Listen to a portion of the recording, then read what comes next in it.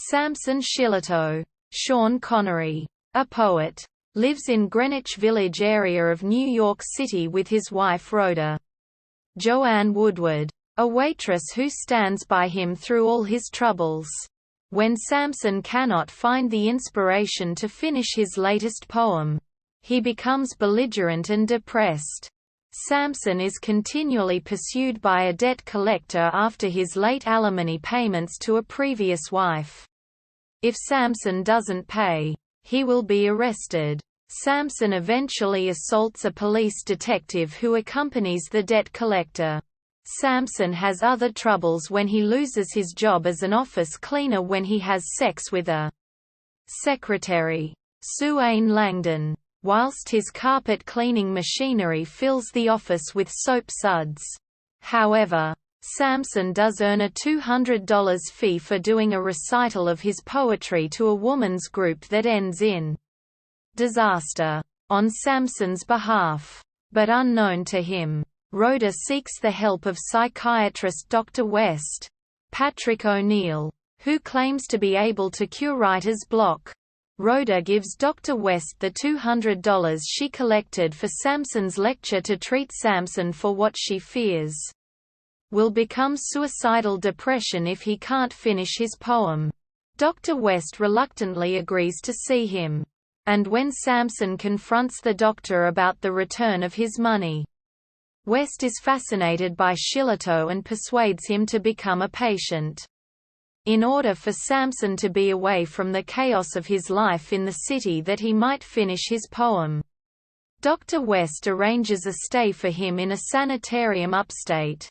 Another doctor at the sanitarium, Dr. Menken, Clive Revel, is also interested in Samson, but for the purpose of experimenting on him with a new surgical technique to quell his violent temper. He persuades Rhoda to agree to the surgery by lying to her. Dr. West and two other colleagues vehemently oppose such a procedure, as it is too close to a lobotomy to be safe. Dr. West's wife, Lydia Jean Seberg, is frustrated with their marriage. He is a popular TV guest for his pop psychiatric methods and views, and she sees very little of him. Eventually she runs into Samson at the sanatorium.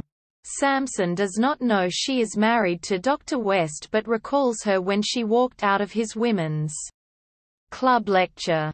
In his usual manner, Samson immediately seduces her and the two have sex in a therapeutic bath. Dr. West, looking for Samson, secretly sees them in the tub. When it comes time for the clinic senior staff to vote on allowing the surgical technique to be performed on Samson, Dr. West, having seen Samson with his wife, changes his vote, enabling Dr. Menken to go ahead.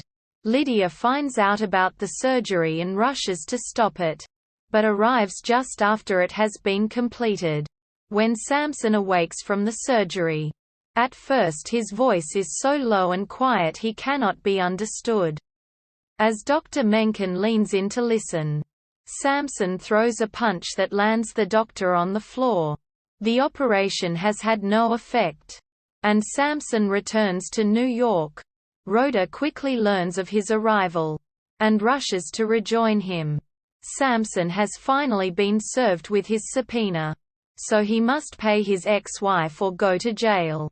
Rhoda prevents him from pummeling the civil servant, until Lydia appears and pays him the amount owed.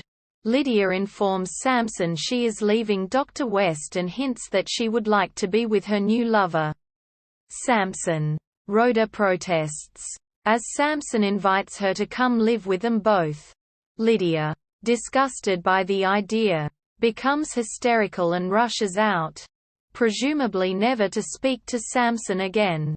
Rhoda pleads with Samson as he goes charging off down the street.